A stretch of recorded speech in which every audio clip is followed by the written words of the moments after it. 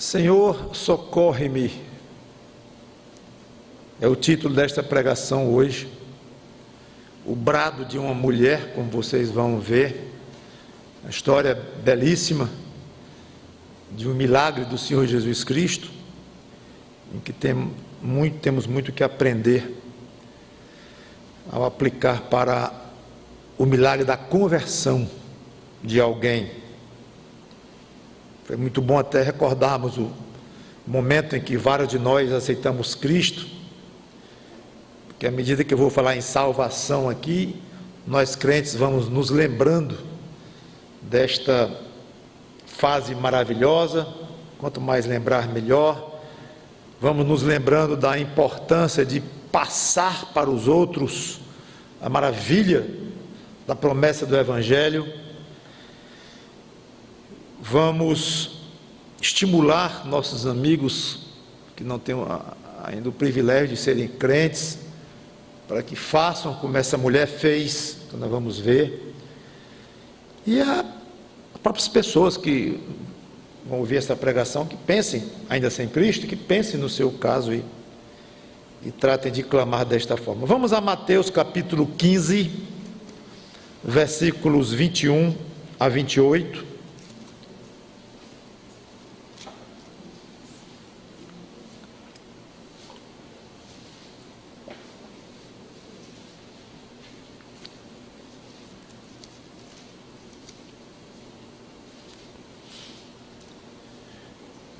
Mateus capítulo 15, versículos 21 a 28, diz assim: Partindo Jesus dali, retirou-se para os lados de Tiro e Sidom. E eis que uma mulher cananeia que viera daquelas regiões clamava: Senhor, filho de Davi, tem compaixão de mim. Minha filha está horrivelmente endemoninhada.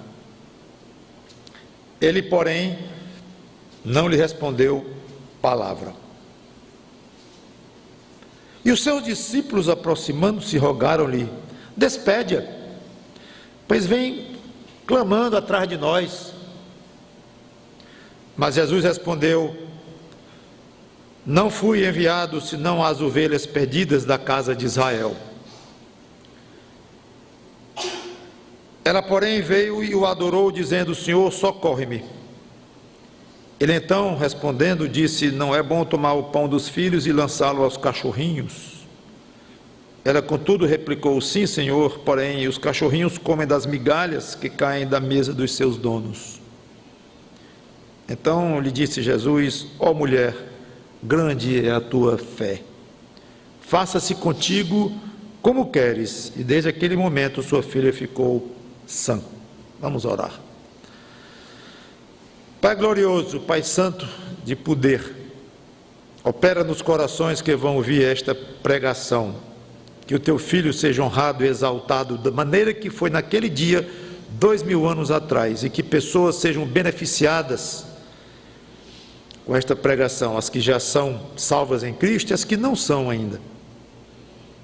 Em nome dele, o Senhor Jesus Cristo, que nós te pedimos e agradecemos. Amém. Aqui tratava-se de uma mulher estrangeira. Diz que ela vinha lá de Tiro e Sidom, são cidades do Líbano. Uma, inclusive, ainda existe com outro nome. Ou seja, fora de Israel. Versículo 22 fala que ela era cananeia. Em Marcos 7, 26, diz que ela era de origem grega, cirofenícia. Eu não vou entrar nesses detalhes, apenas dizer, ela não era judia, não pertencia ao povo de Israel, era gentia. Gentio é, aos olhos da Bíblia, todo aquele que não é judeu, e às vezes é usado metaforicamente para significar alguém não salvo, alguém pagão, alguém que não quer se alinhar com Deus. Então é importantíssimo entendermos isto. Não se tratava de uma mulher do povo de Israel, era estrangeira. Esta mulher vem e clama, reconhecendo a linhagem de Jesus, quando ele o chama, ela o chama de filho de Davi. Ela estava sabendo quem era Jesus Cristo. É interessante isto. Dirigiu-se a ele, mesmo sendo gentia, de uma maneira correta. Quando ela diz: Senhor, filho de Davi, da linhagem de Davi. Não sei até que ponto ia o conhecimento dela sobre a pessoa do Senhor Jesus Cristo, a que profundidade ia, mas chamá-lo de filho de Davi já demonstra um bom conhecimento da pessoa dele, e não só conhecimento, mas uma convicção de que ele era da linhagem de Davi, do rei Davi, linhagem real. Tem compaixão de mim, minha filha está horrivelmente endemoniada. O problema era com a filha, mas o assunto aqui é a angústia da mãe, que precisava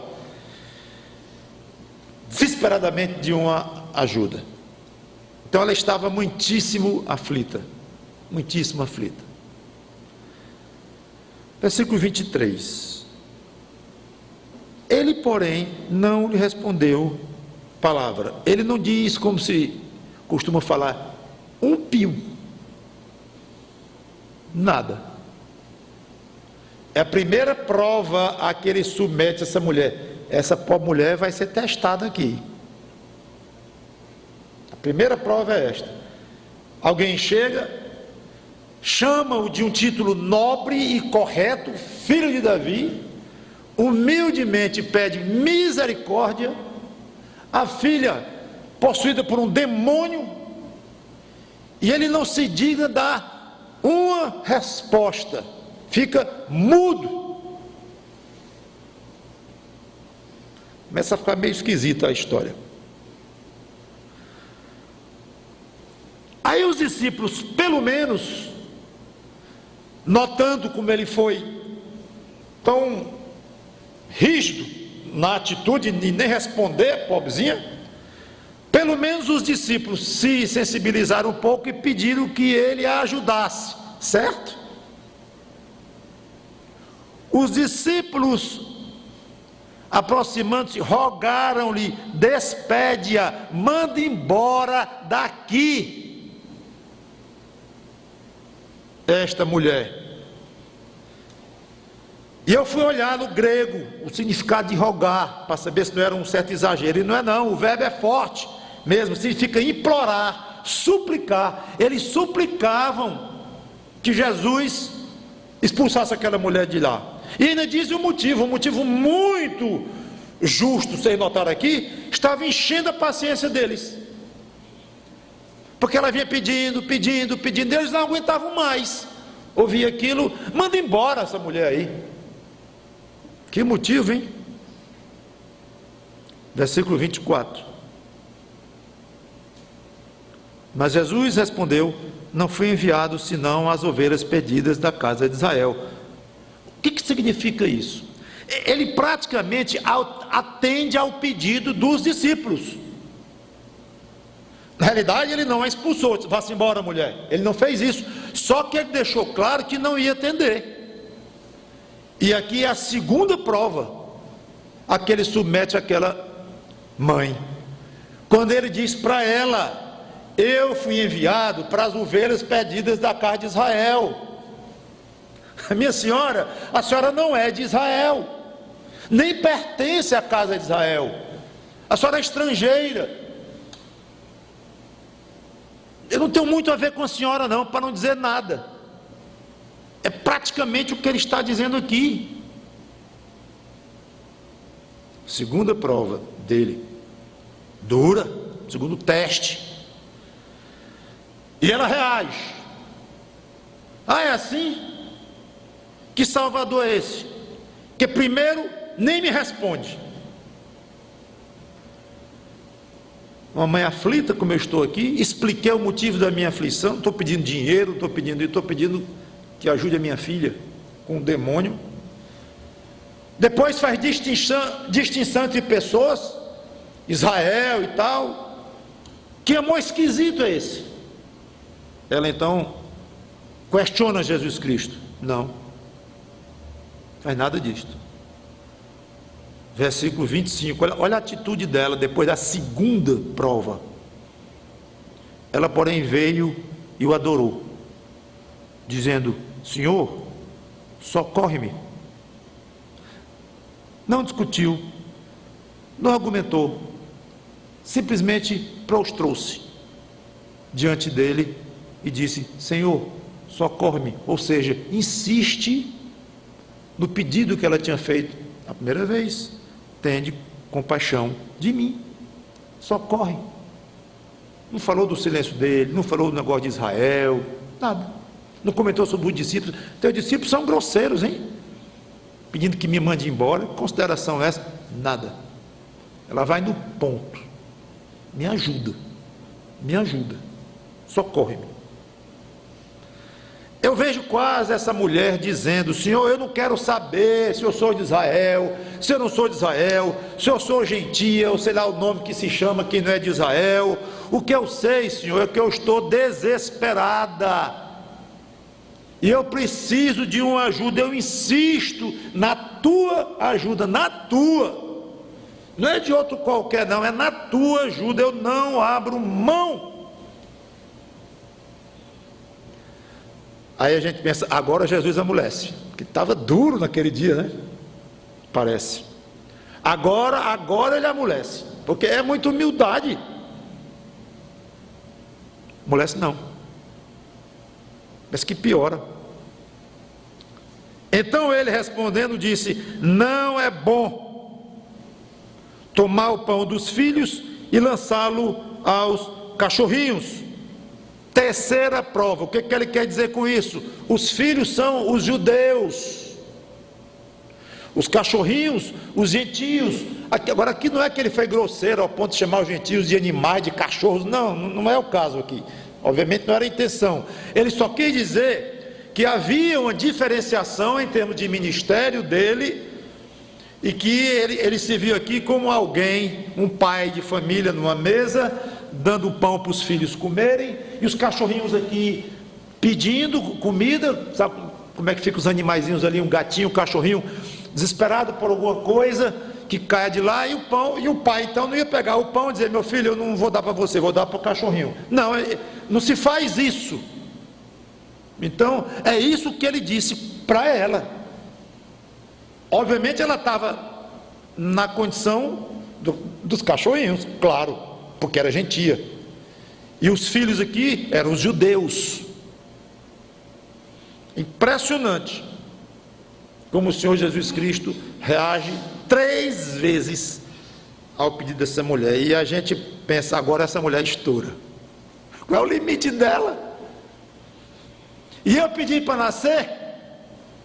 Qual é a culpa que eu tenho de não ter nascido em Israel? Quem é o meu criador final? Sou eu própria. Eu escolhi o lugar de eu nascer.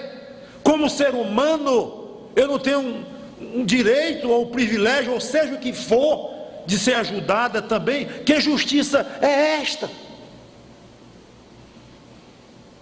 Explode não. Versículo 27.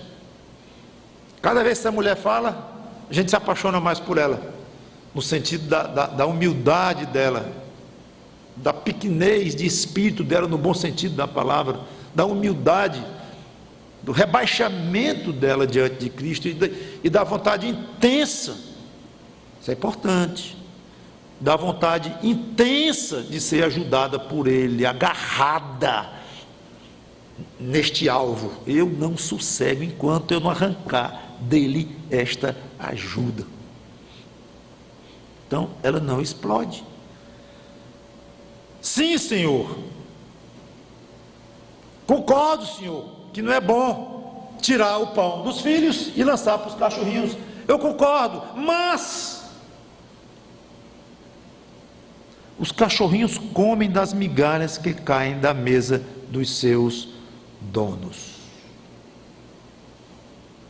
Em nenhum momento ela questionou a justiça de Deus, a soberania de Deus, não se julgou com o direito de exigir coisa nenhuma. Pela primeira vez ela usa um argumento, não sei se vocês notaram, agora ela argumentou, mas um argumento transbordando de vontade de ver a sua filha curada, um argumento humilde, transbordando da confiança de que Jesus tinha tanto a oferecer, que ele podia suprir os filhos, os judeus, e ainda sobrava para os cachorrinhos, os gentios. Ele tinha para todos. É isso que está por trás da resposta dela. Ela não disse que devia haver uma igualdade entre os cachorrinhos e os filhos do dono. Ela não disse que era para tirar de um e dar para o outro. É impressionante o argumento dela. Ela concorda com Jesus, mas ela dá um passo além. Eu sei, Senhor, que não é bom fazer isso, mas não caem umas migalhinhas de vez em quando da mesa, e os cachorrinhos vão comer lá com toda a vontade? Pois bem, eu aceito as tuas migalhinhas. Tu és tão poderoso que uma migalha que tu me des de poder e de amor vai curar a minha filha. É isso que ela disse. Não entrou no mérito de justiça divina, dessas coisas complicadas de eleição de Israel, de gentio, nada interessou, coisa nenhuma para ela. Ela tinha muita confiança que Jesus poderia atender os judeus. Pode fazer milagre à vontade, Senhor, lá para os judeus, quanto tu queiras, mas a migalhinha eu não abro mão, não. É bonito demais. Aí ele explode num brado de exultação, de alegria, que eu acho muito bonito. Ó mulher, grande é a tua fé. É evidente, irmãos e amigos, que esse brado estava preso na garganta dele desde o início. Ele sabia o que estava acontecendo, ele sabia da fé daquela mulher, da lindeza da fé daquela senhora, mas ele queria testá-la. Aliás, como é que iria mostrar, expor para os discípulos, para as pessoas ao redor, para nós hoje, 2000 anos depois, estamos aqui comentando sobre o tamanho daquela fé, daquela convicção e daquela humildade? Como é que nós estaríamos comentando se não fosse uma fé tão provada? Então, quanto maior a prova, maior se vê a qualidade do aluno. Quanto mais difícil a prova, claro. Então, ela foi duramente provada, porque Jesus queria dar a ela um 10. Ele a exaltou no final, mas para chegar lá, ela penou. Aí eu fico pensando, se fosse hoje um de nós, será que teria ido ao menos falar com Jesus? Não vou pedir favor a ninguém, não. Ou teria desistido na primeira prova, ou na segunda, ou na terceira.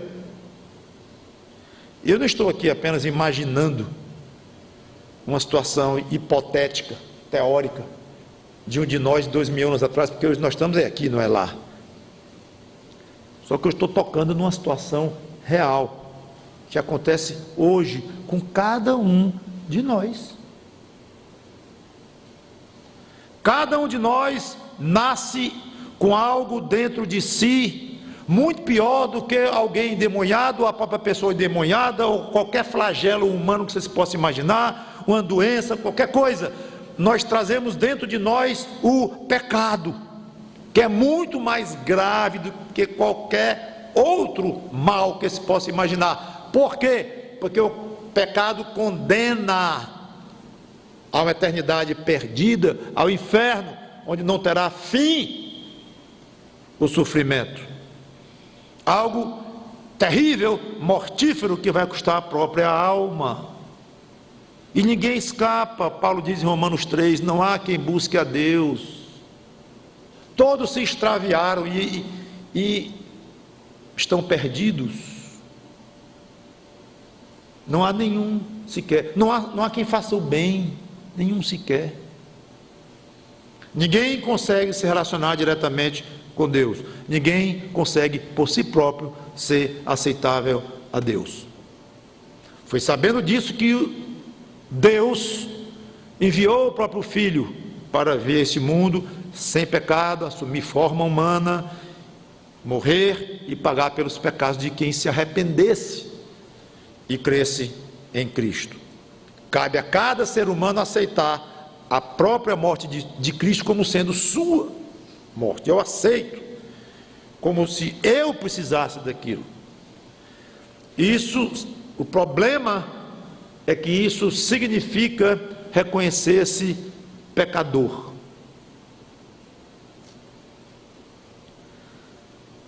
A maioria das pessoas reconhece que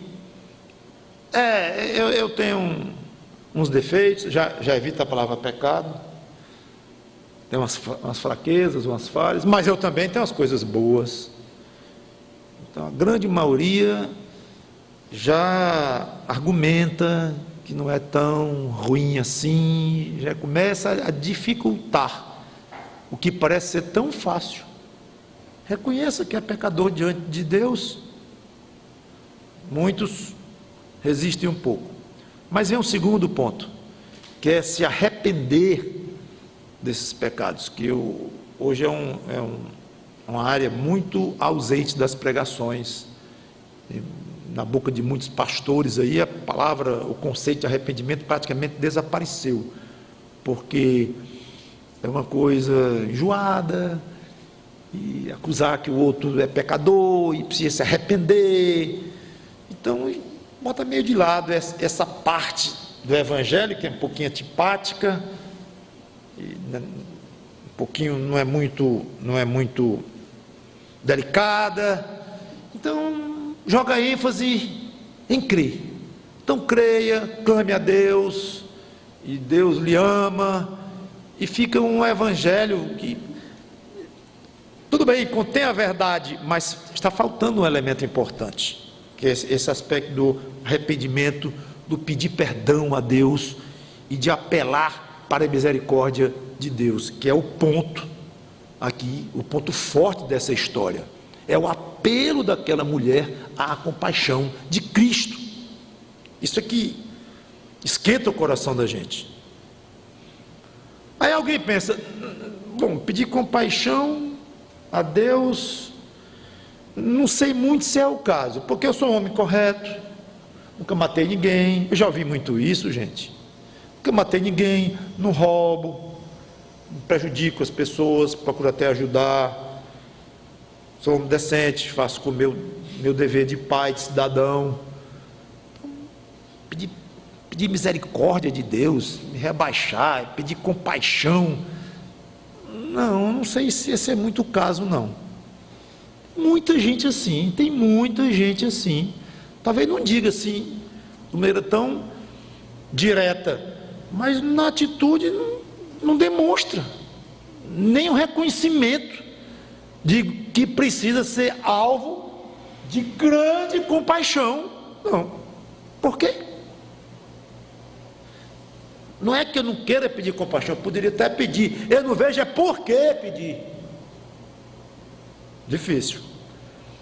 Outro diz, não, eu creio em Jesus Cristo. Não é para crer? Pois eu creio. Já vi os evangelhos, já escutei um bocado de pregação, e eu estou convencido mesmo de que Ele é Deus e homem, tudo que a Bíblia diz dele, eu aceito mesmo, aceito Jesus Cristo como sendo o salvador daquele que se arrepende e tudo. Eu sei que sou ruim e vou ficar por aqui mesmo. Se Ele me quiser como eu sou, tudo bem. Se não, aí paciência. Não é para crer? Não já estou crendo? Então aí ele vai ter que me aceitar como eu sou. Que Ele vai aceitar como é, vai. Que Ele vai esperar que o pecador deixe de ser pecador e passe a ser completamente puro até Ele dar a salvação? Não, Ele não vai esperar isso, porque nunca isso vai acontecer. Então há um elemento aí de verdade, em que Ele vai aceitar o pecador da maneira como ele é, mas não numa atitude dessa. Se Ele me aceitar, tudo bem, da maneira como eu sou. Se não aceitar, lamento muito. Foi assim que aquela mulher procedeu? Não. Não, me ajuda, não, Senhor, não aceito ficar fora dos teus benefícios, fora do teu perdão, fora da tua cruz, fora da tua salvação, não, me ajuda. Então é o espírito quebrantado. Aí vem o outro, que esse é mais arrogante ainda, e diz assim: bom, se o amor dele é tão grande como dizem, né, tal do amor infinito e tal, é mesmo, eu vou testar. Então ele vai dar um jeito de me salvar. Eu não posso imaginar um Deus bom permitindo que alguém vá para o inferno sofrer eternamente. Não, Deus vai dar um jeito de me salvar. Ou ele não é bom, vai estar indo contra tudo o que o Evangelho diz na questão da necessidade do arrependimento, do pedido de compaixão. Que Deus é bom, mas um Deus que aceitasse um pecador perdido no céu dele, ele não estaria sendo bom nem para ele próprio, ia estragar com tudo. Então não é questão de Deus ser bom ou não ser bom.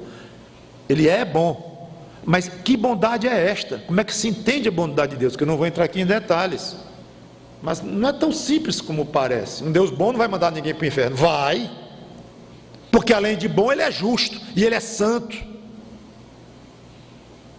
Seja como for, o homem natural, o homem com a maneira como ele nasce, cortado de Deus, é orgulhoso demais para se rebaixar. Não gosta desta parte do Evangelho. Esta parte é meio desagradável, ter que se rebaixar. E os meus amigos vão dizer o quê? Eu com 45 anos de idade vou chegar a dizer que agora tudo que eu creio, não creio mais não. Agora eu sou de Cristo, que eu mudei minhas convicções, arrependi dos meus pecados. Mas tu deste tamanho? Tu não era cristão? Tu não foi batizado, crismado, não fez 9 primeiras sextas-feiras, desse negócio que eu fiz, inclusive, não era menino? Tudo isso aí eu fiz. Tu não fizesse estudinhos? Fiz. E agora, quem é que tu vai declarar para o mundo que tu és um otário, um tolo? Muda todas as tuas convicções, toda a tua religião, tudo. E o que tua mãe vai pensar de ti? É decepção. O teu pai, que era tão chegado, no túmulo, vai se revolver no túmulo, vai te aparecer de noite reclamando que tu és um traidor da religião dos pais. Tudo isso, gente, acontece quando alguém está naquela luta espiritual e tem que se rebaixar. Eu não quero saber o que minha mãezinha vai pensar, eu não quero saber o que meus amigos de farra vão pensar, o que meu pai já morto vai pensar, se é que ele pensa ainda alguma coisa. Eu não quero saber de nada, eu só quero saber uma coisa: Senhor, socorre-me, tem compaixão de mim. Só isso que me interessa. Esse é o brado da alma que precisa. Esse está convencido da necessidade de ser salvo. O outro não está.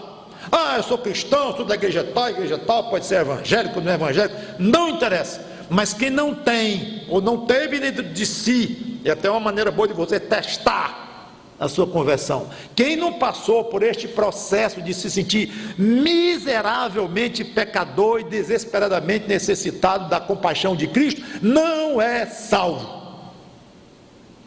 Porque faz parte da salvação esta convicção profunda de necessidade da mão perdoadora e boa de Deus. E esta mulher é um exemplo espetacular para isto, porque ela insiste tantas e tantas vezes em receber a compaixão do Senhor Jesus Cristo. E talvez é bom lembrar que grandes homens na Bíblia se humilharam diante de Deus. O grande rei Davi era poderoso, riquíssimo. Nunca que se saiba, esse homem teve uma derrota militar. Ela só tinha vitória. É impressionante. E é grande o relato bíblico sobre Davi, é extenso, e só fala em vitória. Ele nunca teve uma derrota militar. Poderoso. Então vamos ver esse homem escrevendo Salmo 51, de 1 a 3.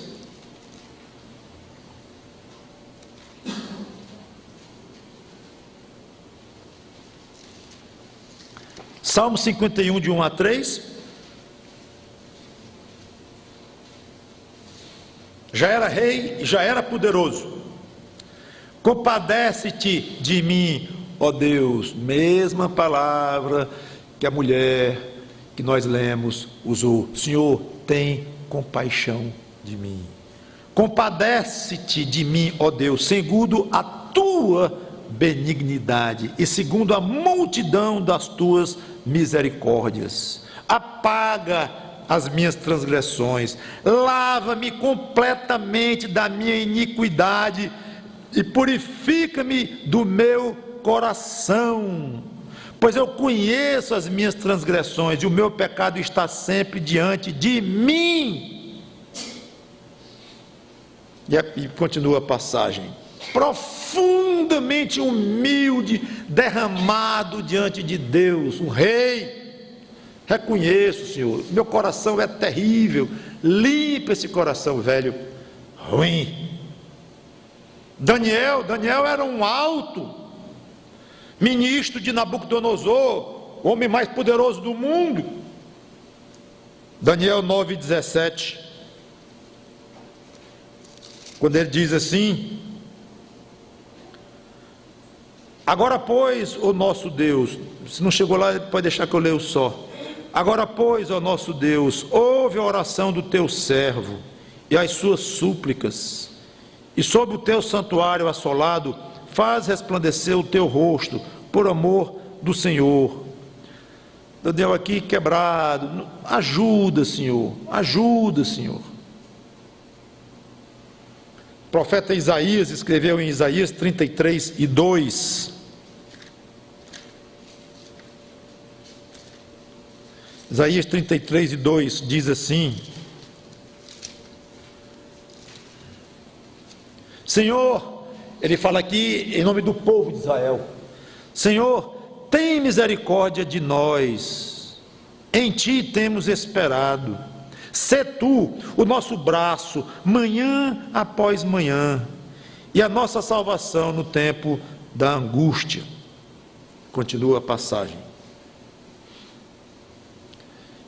Quem tem a salvação hoje em Cristo, quem passou de fato pelo processo da regeneração, de crer no Senhor Jesus Cristo e tornar-se uma nova criatura e ir para o céu de uma forma absolutamente afiançada, eu diria garantida por Deus e afiançada pelo Espírito Santo, que é o selo de Deus em nós.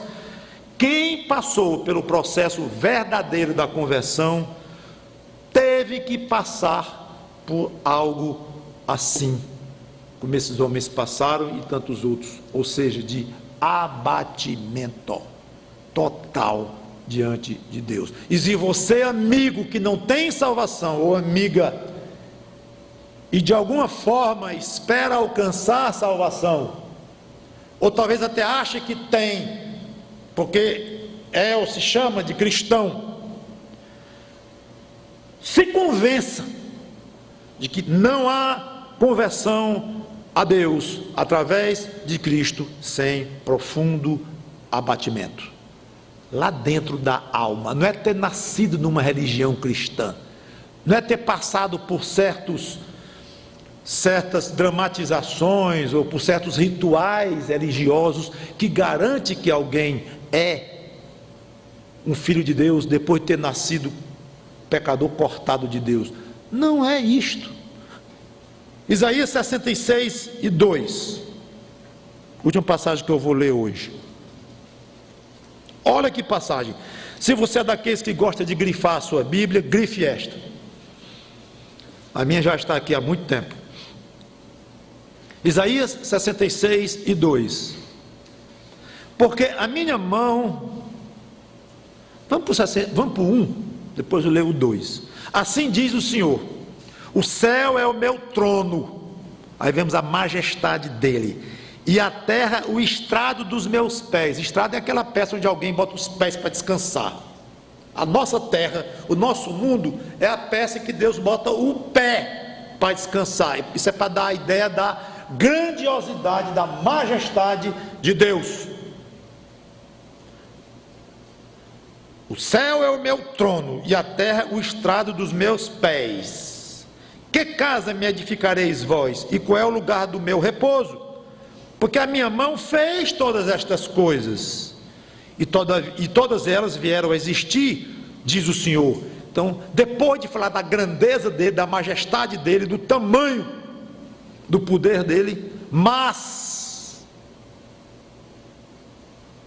o homem para quem olharei é este: o aflito e o abatido de espírito, e que treme da minha palavra. Não é o que nasceu numa religião cristã, não é o que nasceu judeu, não é o que foi circuncidado, ou não é o que foi batizado, ou que foi crismado, ou que foi isso, ou foi aquilo, não interessa. O homem para o qual Deus olha e se compadece é o abatido de espírito, que treme, respeita, se submete, obedece, se curva, se baixa até o rosto colar no chão. Este é o homem para quem eu olho. Detalhe, não se esqueçam, na primeira parte da frase eu disse que o meu trono, Deus falando, o meu trono é o céu. Vejam o meu tamanho, e a terrinha de vocês aí, eu boto os meus pés em cima, pois mesmo assim, a minha sensibilidade é tão grande, o meu coração é tão amoroso, e o que eu tenho para dar é tanto, que eu estou olhando para a intimidade do coração de um mísero ser humano, e é o mesmo Deus que diz: as nações são para mim como um pingo que cai de um balde. As nações do mundo inteiro são para Deus como um pingo que cai de um balde. Aí este Deus diz: o homem para quem eu olharei é o abatido de espírito. Eu vou lá dentro da alma dele e vejo se é uma alma orgulhosa, arrogante, que diz que não precisa de mim, que me chama de injusto, porque não entende esse negócio de eleição, porque questiona a minha bondade. Que é isto? Homem assim acha que vai ter de mim uma salvação? Meu filho foi morrer numa cruz para salvar pessoas assim? Se salvem, se é que vocês podem se salvar sem a minha compaixão, sem o sangue que meu filho derramou naquela cruz para limpar os seus pecados. Esse é o Evangelho, um Evangelho que prega, que explora a bondade, explora no bom sentido, que expõe a bondade e a misericórdia de Deus, ao mesmo tempo em que também expõe e enfatiza a humildade diante deste Deus, que é exatamente o ponto tão belo da história que lemos sobre aquela mulher que esteve diante do Senhor Jesus Cristo. E tenha muito cuidado com o raciocínio: mas antes eu quero entender melhor a justiça de Deus. Isso eu já ouvi muito também, você deve ter ouvido, quando falou de Cristo para alguém. Como é que ele faz com os índios que nunca ouviram o Evangelho? E com as pessoas que não ficaram tão expostas ao Evangelho? Como é que ele permite sofrimentos? Como é que ele permite desigualdades? Então, eu até cogito um dia ser crente, mas antes eu quero, respeitosamente, não estou nem sendo arrogante, eu gostaria de entender essas coisas de Deus antes. O que eu tenho para dizer é o seguinte: esses questionamentos podem até ser razoáveis, porque nós somos seres racionais, gostamos de ver lógica nas coisas, mas veja o que você vai fazer com eles, com esses pensamentos, com esses questionamentos. Todo mundo já pensou em algo assim. Como é que Deus faz com alguém que nunca ouviu o Evangelho? Vai para o inferno? Porque diz que a salvação é via Cristo. Alguém nunca ouviu falar de Cristo, como é que fica isto? E realmente as desigualdades no mundo, é difícil explicar, e não vou entrar no mérito aqui, obviamente. O que eu estou dizendo é razoável ter esses pensamentos, porque nós somos seres racionais, mas muito cuidado, porque é apenas um pulo pequeno para você entrar numa área de questionamento quanto à justiça e à bondade de Deus. Uma coisa é você dizer, eu não consigo entender. Outra coisa é dizer, enquanto eu não entender, eu não quero me relacionar com esse Deus, na forma de Ele ser o meu Deus, e eu ser um adorador dele. Não, obrigado, eu abro mão, eu passo. É isso o que alguém está dizendo quando fala, quando eu entender a justiça de Deus, aí eu vou pensar seriamente na minha conversão. Você está dizendo isso, eu não quero relacionamento com Ele, enquanto eu não entender. Isso pode ser o seu orgulho, querendo ganhar tempo para você não se rebaixar diante de Deus, como aquela pobre mulher disse, Senhor, socorre-me. Amanhã eu examino isso. Aliás, eu vi dizer que saiu um livro agora, um colega meu falou, que explica isso bem direitinho. Então eu vou mandar comprar esse livro pela internet e tal, e quando esse livro chegar aqui, falar da justiça de Deus, aí eu vou ver se entendo um pouco melhor. Eu vou indo, vai indo, e a sua morte chegando. Você vai indo e a sua morte chegando. Vocês estão indo a um encontro rápido. E quando chegar a sua morte, acabou-se. Ao homem está ordenado morrer uma só vez. Depois disto, o juízo, acabou-se. Não tem mais trato com Deus, inferno. A Bíblia ensina assim. Então o tempo que o ser humano tem para resolver isso com Deus é enquanto está vivo, ninguém garante. Então cuidado, pode ser o orgulho querendo ganhar tempo. Cuidado, pode ser o diabo tentando colocar na sua cabeça dúvidas sobre o caráter de Deus. Não queira, se você não é crente ainda, não queira entender tudo de Deus antes de se tornar um filho deste Deus em Cristo. Vá pela fé, e vou ser muito franco com você, vá se conformando, porque você não vai entender tudo de Deus nunca, nesta terra aqui, e eu não posso afirmar muito sobre depois, lá no céu com Ele, mas provavelmente sempre haveremos o que aprender do nosso Deus. É o que os estudiosos, os eruditos falam, e eu acho que tem sentido. Mesmo na glória, mesmo já perfeitos em Cristo, já sem pecado algum, sábios como seremos, mas ainda teremos o que aprender do nosso Deus, de nos surpreender com as virtudes dele. Faça como a mulher da nossa história, não discuta, creia, se arrependa e diga apenas, Senhor, socorre-me. Eu quero terminar dentro de uma hipótese. Pode ser que chegue ao ponto de você desejar realmente, intensamente ser salvo, pedir misericórdia, mas parece que falhou. Ele não lhe atende. O coração continua pesado, a angústia não passa. Aí eu já fiz tudo o que eu sabia que tinha que fazer, e fiz para valer. Me ajoelhei no pé da minha cama, ou dentro da Topic, ou dentro do próprio carro, como eu estava, ou passando em frente a uma casa, também dentro do carro. Parece que falhou. Não vem aquele alívio, não vem, não chega aquele momento de você dizer, pronto, agora eu sou de Cristo para valer. Aí dá a ideia que Cristo não está lhe ouvindo, não está lhe atendendo, está segurando, retendo o perdão que você tanto pede.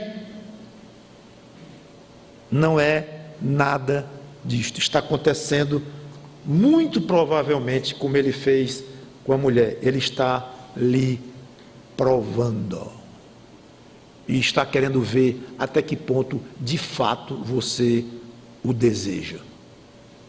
Ele provou aquela mulher duramente, e ela resistiu uma vez, 2 vezes, insistiu 2 vezes, 3 vezes, insistiu cada vez mais humilde, até que Jesus Cristo mesmo, ele explodiu numa alegria espetacular. Ó mulher, grande é a tua fé.